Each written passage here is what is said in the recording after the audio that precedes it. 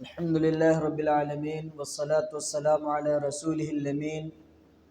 وعلى آله وصحبه أجمعين ومن تبعهم بإحسان إلى يوم الدين. أما بعد، فقد قال الله تبارك وتعالى: لا يكلف الله نفسا إلا وسعها. حضرات، بزرگان دین اور نوجوان بھائیوں، اللہ تبارک و تعالیٰ کا فرمان ہے کہ لا یکلف اللہ نفسا الا وسعها. یہ اسلام کا بڑا خوبصورت اصول ہے، بڑا پیارا اصول ہے کہ اللہ تبارک و تعالیٰ اپنے بندے کی کمی اور کوتاہی کو خوب جانتا ہے، اور اسی اعتبار سے اس چیز کا اعتبار کرتے ہوئے اللہ تعالیٰ اپنے بندوں کو کسی چیز کا مکلف بناتا ہے. بندوں کو جب کسی چیز کا مکلف بناتا ہے اللہ پاک، تو اس وقت اس بات کا اعتبار ضرور کرتا ہے کہ ہمارا جو حکم جا رہا ہے یا جس حکم کو ہم نافذ کرنے جا رہے ہیں اپنے بندوں پر، بندے اس کو اٹھانے کی سکت اپنے اندر رکھتے ہیں یا نہیں رکھتے ہیں. اگر نماز کا حکم دیا گیا ہے تو اللہ تبارک و تعالیٰ نے بندوں کی طبیعت کو پہلے دیکھا ہے، اس کے نیچر کو دیکھا، اور اس کے بعد پھر جو نہیں اس کو مختلف اوقات میں مختلف رکعات کے ساتھ نماز کا پابند بنایا ہے. اسی طرح سے روزے کا معاملہ ہے، زکوٰۃ کا معاملہ ہے، حج کا معاملہ ہے. یہ جتنے بھی احکام ہیں اسلام کے، ان تمام احکام کے اندر انسانی فطرت اور انسانی نیچر کی رعایت کی گئی ہے. اب اس کے بعد بھی اگر کوئی انسان اللہ کے ان احکام و فرامین سے روگردانی کرتا ہے تو پھر اس کی بدنصیبی ہے. اسی طرح سے کچھ اعمال ایسے ہیں کہ جن اعمال میں تھوڑی بہت مشقت اٹھانی پڑتی ہے. اب جیسے رات کی نماز، فجر کی نماز، ظاہر ہے اس وقت انسان کو گرم نرم بستر چھوڑ کر کے آنا ہے، موسم ٹھنڈی کا ہے، وضو بنانا ہے، تو ان ساری چیزوں کو فیس کرتا ہوا انسان مسجد میں پہنچتا ہے. اسی طرح سے روزہ ہے، روزے میں بھوکے پیاسے رہنا ہے، بہت ساری چیزوں کو ایک لمیٹڈ وقت تک اللہ نے حرام قرار دیا تو اس وقت تک اسے رکے رہنا، جبکہ وہ حلال چیز ہے. مثال کے طور پر کھانا پینا، بیوی سے ملنا، یہ ساری چیزیں حلال ہے، جائز ہے، لیکن صبح سے لے کر شام تک اسے رکے رہنا ہے. روزے کی حالت میں اس کا استعمال حرام ہے. تو ان چیزوں میں جہاں مشقت ہے تو مشقت کی بنیاد پر بھی اللہ تبارک و تعالیٰ نے بندوں کو اجر و ثواب سے نوازا ہے، اور اس سے وعدہ کیا ہے کہ ہم اپنے بندوں کو اس طرح سے اجر و ثواب سے نوازتے رہیں گے. روزہ، رمضان کے مہینہ میں ہم روزہ رکھتے ہیں تو بہت سارے مسائل سامنے آتے ہیں کہ کیا دوران سفر ہم روزہ رکھ سکتے ہیں یا نہیں رکھ سکتے ہیں. دوران سفر روزہ رکھنے کا معاملہ یہ ہمیشہ موضوع بحث رہا ہے. ہمیشہ لوگ اس چیز کو جو نہیں آپس میں بیٹھ کر ڈسکس کرتے ہیں. تو اس سلسلے میں ایک چیز واضح ہو کہ اما عائشہ رضی اللہ تعالیٰ عنہ کی ایک روایت ہے، ان سے پوچھا پیارے نبی صلی اللہ علیہ وسلم سے کسی نے کہ اصوم فی السفر وکان کثیر الصیام، کہ اللہ کے رسول صلی اللہ علیہ وسلم کیا میں سفر کی حالت میں روزہ رکھوں؟ تو اللہ کے رسول صلی اللہ علیہ وسلم نے کہا کہ ان شئت فصم، اگر تم چاہو تو روزہ رکھو، وَإِن شِئْتَ فَأَفْطِرْ، اور اگر چاہو تو تم روزہ نہ رکھو یعنی افطار کر لو. متفق علیہ روایت. اس روایت سے پتہ یہ چلا کہ انسان جب سفر کرے تو سفر کرنے کے بعد اسے خود اس بات کا احساس ہوتا ہے کہ اس سفر میں ہمارے لیے مشقت ہے یا پھر ہمارے لیے آسانی ہے. اب مثال کے طور پر کوئی آدمی 50 کلومیٹر 100 کلومیٹر کا سفر کر رہا ہے. ظاہر ہے ابھی کے دور میں جو سہولیات ہیں ان سہولیات کو اختیار کر کے اگر انسان 50 کلومیٹر 100 کلومیٹر کا سفر طے کرتا ہے تو میں نہیں سمجھتا ہوں کہ اس میں اتنی مشقت ہے۔ لیکن وہی آدمی اگر 200 400 300 500 کلومیٹر کا سفر طے کرتا ہے اور اس میں اس کو مشقت ہے، بسا اوقات نزدیک کا سفر کرنے والا بھی پرائیویٹ گاڑی نہیں ہے، پرائیویٹ چیزیں نہیں ہے، وہ بھاڑے کی گاڑی میں چل رہا ہے، دھکا کھا رہا ہے اور چلچلاتی دھوپ ہے، تو ان ساری چیزوں کا سامنا کرنا پڑ رہا ہے۔ تو سچویشن کو دیکھ کر کے انسان خود طے کرے کہ اگر ہمیں مشقت ہو رہی ہے روزہ رکھنے میں تو بہتر یہ ہے کہ اس وقت وہ شخص روزہ توڑ دے اور شریعت کے اس حکم پر عمل کرے، شریعت نے جو رخصت عطا کی ہے اس کو جو نہیں اختیار کرے، یہ اس کے لیے بہتر ہے۔ علماء نے یہ توجیہ بیان کی اور اسی کو قرآن مجید نے کہا کہ فَمَنْ كَانَ مِنْكُمْ مَرِيضًا أَوْ عَلَىٰ سَفَرٍ فَعِدَّةٌ مِّنْ أَيَّامٍ أُخَرَ۔ واضح ہے، کلیئر ہے کہ کوئی سفر میں ہو، مرض کی حالت میں ہو، کہیں بھی ہو تو وہ اس وقت کے روزہ کو چھوڑ دے اور اس روزے کو بعد میں پورا کر لے۔ اسی طرح سے روزے کی حالت میں حائضہ اور نفسا کا بھی معاملہ سامنے آتا ہے۔ وہ عورتیں جو ماہواری کے دنوں سے گزرتی ہیں یا پھر نفاس والی عورتیں جو بچے کی پیدائش کے بعد وہ مبتلا رہتی ہے، تو ایسی عورتوں کے بارے میں کیا حکم ہے روزے کا؟ تو ایسی عورتوں کے بارے میں حکم یہ ہے کہ وہ روزہ ان دنوں میں نہیں رکھیں گی بلکہ اس روزے کی قضا بعد میں پوری کریں گی۔ اللہ کے نبی صلی اللہ علیہ وسلم کی ایک حدیث آتی ہے اس سلسلے میں کہ ابو سعید الخدری رضی اللہ تعالیٰ عنہ فرماتے ہیں کہ اللہ کے نبی صلی اللہ علیہ وسلم نے کہا کہ الیس اذا حاضت،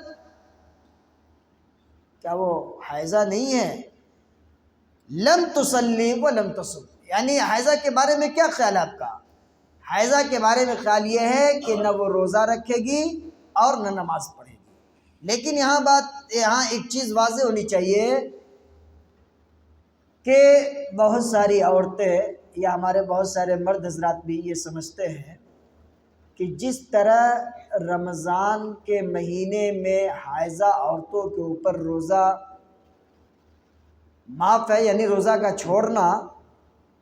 اور بعد کے دنوں میں جب لوٹاتی ہے تو بہت ساری عورتیں یہ بھی کرتی ہیں کہ ان دنوں میں چھوٹے ہوئے نماز کو بھی بعد میں دہراتی، یا بہت ساری عورتیں یہ سمجھتی ہیں، جانتی ہیں کہ حیض کی پیریڈ میں چھٹی ہوئی نماز کی کوئی قضا نہیں ہے، اسی پر قیاس کرتے ہوئے رمضان میں چھوڑے ہوئے روزے کی بھی قضا نہیں کرتی ہے، اور یہ دونوں نظریہ غلط ہے۔ اللہ کے رسول صلی اللہ علیہ وسلم کی حدیث اس سلسلے میں یہ ہے کہ حائضہ عورتیں بحالت حیض نہ روزہ رکھیں گی اور نہ نماز پڑھیں گی، البتہ رمضان کے پورا ہونے کے بعد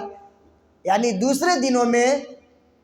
حیض کی حالت میں چھٹی ہوئی نماز کی وہ قضا نہیں کرے گی، لیکن روزے کی قضا کرے گی۔ اس بات کو سمجھ لیجیے، روزے کی قضا واجبی ہے، لازمی ہے، اور چھوٹے ہوئے نماز کی کوئی قضا نہیں ہے۔ اسی طرح سے ایک عورت ہے جو دودھ پلانے والی ہے، حاملہ ہے، اور روزے کی حالت میں ڈر ہے کہ اس کا دودھ کم ہو جائے اور اس سے اس کے بچے کی پریشانی بڑھ جائے، یا پھر حالت حمل میں ہے تو حالت حمل میں ہونے کی وجہ سے اس کی کمزوری بڑھ جائے یا اس کی جان پر پڑنے لگے، تو ایسی عورتوں کے بارے میں بھی، یا دودھ پلانے والی عورتیں ہیں، ان تمام کے بارے میں شریعت نے بڑی اچھی رہنمائی کی ہے اور کہا کہ ان اللہ وضع عن المسافر الصوم وشطر الصلاة وعن الحبل والمرضع الصوم، کہ عورتیں اگر دودھ پلانے والی عورتیں ہیں یا اسی طرح سے حاملہ عورتیں ہیں اور اگر ان کو کسی طرح کی دقت ہو رہی ہے تو ایسی عورتوں کو چاہیے کہ اس وقت وہ روزہ چھوڑ دیں اور اس روزے کی تکمیل بعد کے دنوں میں کریں۔ اچھا، ایک سوال یہ ہوتا ہے کہ وہ آدمی جو ہوائی جہاز سے سفر کر رہا ہے اور دوران سفر دشواری کے پیش نظر وہ روزہ ترک کرے گا یا نہیں کرے گا؟ اچھا، اس میں دو چیزیں ہیں۔ کل ایک چیز اور میں بتلانا بھول گیا تھا۔ ایک آدمی ہوائی جہاز پہ سفر کر رہا ہے، یہاں ابھی وہ جمشید پور میں ہے، ابھی 4 بج رہا ہے اور 5 بج کر کچھ منٹ پر 45-46 منٹ یا 55 منٹ جو بھی ہے روزے افطار کا وقت ہو رہا ہے۔ ظاہر ہے اس نے یہاں روزہ رکھا اور 4:55 پہ غروب آفتاب ہو جانے کے بعد روزہ توڑنا ہے، لیکن وہ آدمی 5 بجے ہوائی جہاز پہ سوار ہو گیا۔ اب ہوائی جہاز پہ جب سوار ہو گیا اور جب وہ اوپر بلندی پر گیا تو دیکھ رہا ہے کہ بھائی سورج تو بالکل ابھی سامنے ہے اور یہاں غروب ہو رہا ہے اور وہاں جو سورج دکھائی دے رہا ہے، تو اس کا کیا حکم ہوگا بھائی؟ کیا جبکہ وہ بہت اونچائی پر اور کسی دوسرے شہر میں جا چکا ہے، تو کیا اس کا اعتبار جمشید پور شہر کے اعتبار سے ہوگا یا کسی اور پر؟ تو نہیں، اس کا اعتبار زمان اور مکان یعنی جگہ اور وقت کی تعین جو نہیں کے حساب سے اس کی تعین ہوگی۔ وہ جس جگہ پر ہے اس جگہ پر اگر سورج غروب ہو رہا ہے تو وہ افطار کر لے، چاہے وہ پہلے ہو یا بعد میں ہو، اس شہر کا جس شہر کا رہنے والا ہو یا جس شہر سے اس نے جو نہیں سفر شروع کیا ہے، تو اس شہر کا کوئی اعتبار روزہ توڑتے وقت نہیں کیا جائے گا۔ تو اللہ کے رسول صلی اللہ علیہ وسلم نے حاملہ عورتوں کو اور دودھ پلانے والے عورتوں کو جو نہیں یہ چھوٹ دی ہے، یہ رخصت عطا کی ہے کہ وہ ان دنوں میں روزہ سے بچے اور پھر جو نہیں بعد کے دنوں میں اس کو جو نہیں پوری کر لے۔ اسی طرح سے جہاز میں دشواری کے پیش نظر روزہ ترک کرنے پر صرف قضا ہے، کفارہ نہیں۔ اور کسی بھی سفر میں، چاہے وہ ہوائی جہاز کا سفر ہو، ریل کا سفر ہو، کسی بھی سفر میں کفارہ نہیں، یاد رکھیے گا، صرف قضا ہے۔ روزہ ہم نے آج ایک چھوڑ دیا سفر کی وجہ سے، تو اگلے دنوں میں صرف ہم روزہ ہی ادا کریں گے قضا کے طور پر۔ اب یہ نہیں کہ اس کا کفارہ بھی کہ 60 مسکین کو یا 1 مسکین کو کھانا کھلانا، یہ سب کچھ نہیں۔ روزے کی کفارہ بحالت سفر یا پھر جو نہیں حیض کی حالت میں یا دیگر جو طریقہ میں نے ابھی آپ لوگوں کو بتلایا ہے، ان طریقوں میں چھوٹے ہوئے حالت کی روزے کی حالت صرف یہ ہے کہ ان دنوں میں انسان قضا کرے اور اس کے ساتھ کفارہ کی ادائیگی نہیں ہے۔ بوڑھا آدمی ہے اور وہ دائمی مریض ہے۔ ایک آدمی، چلیے ہم آپ جوان ہیں،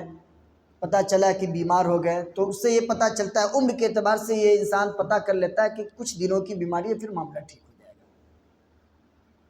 تو چلیے ہم نے روزہ چھوڑ دیا اور پھر بعد میں ہم نے اس روزہ کو پورا کر لیا۔ لیکن ایک آدمی جو دائمی مریض ہے، بستر پکڑے ہوا ہے، اس کے صحت یابی کی کوئی امید نہیں ہے،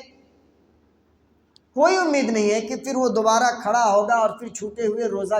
کی ادائیگی کرے گا۔ اگر اس طرح کے چانسز نظر نہیں آتے ہیں تو پھر ایسے لوگوں کا حکم اللہ تبارک و تعالیٰ نے یہ فرمایا کہ فَفِدْيَةٌ مِّن طَعَامٍ مِّسْكِينٍ، وہ ایک مسکین کو کھانا کھلائے گا۔ ہر روز روزے کے بدلے وہ دائمی مریض ہر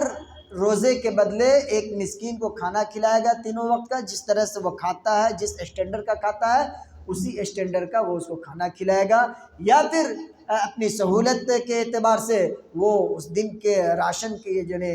کا پیسہ جوڑ کر کے جتنا خرچ ہوتا ہے ایک تخمینہ اندازہ لگا کر کے کسی مسکین کو دے دے گا، یا تو پر ڈے اس کو بلا کر کے دے، پر ڈے کھلا دے، یا پھر 1 مہینے کا، اگر 30 روزہ چھوٹا تو 30 مہینے کا 30 دن کا کے روزے کا اعتبار کر کے جو بھی غلہ بنتا ہے یا جو بھی اماؤنٹ بنتا ہے وہ اس کو اکٹھا بھی دے سکتا ہے۔ تو ان حالات میں جو چھوٹے ہوئے روزے ہیں ان کا کفارہ ادا کرے گا، اور وہ دائمی مریض وہ اس کی قضا نہیں کرے گا، چونکہ قضا کرنے کی اس کے اندر کوئی صلاحیت نہیں ہے۔ لیکن وہ آدمی جو قضا کرنے کی صلاحیت رکھتا ہے، بعد میں اس کے صحیح ہونے کے چانسز ہیں، تو پھر وہ آدمی کفارہ نہیں دے گا بلکہ وہ قضا کرے گا۔ اللہ تبارک و تعالیٰ سے دعا ہے کہ اللہ تبارک و تعالیٰ ہم تمام مسلمانوں کو نیک عمل کی توفیق عنایت فرمائے، حسن عمل کی توفیق عنایت فرمائے، اور رسول کریم صلی اللہ علیہ وسلم کے تعلیمات کے مطابق ہمیں اپنے اعمال کو انجام دینے والا بنائے۔ آمین۔ وآخر دعوانا الحمدللہ رب العالمین، وصلی اللہ وسلم علی نبینا محمد وعلی آلہ وصحبہ اجمعین۔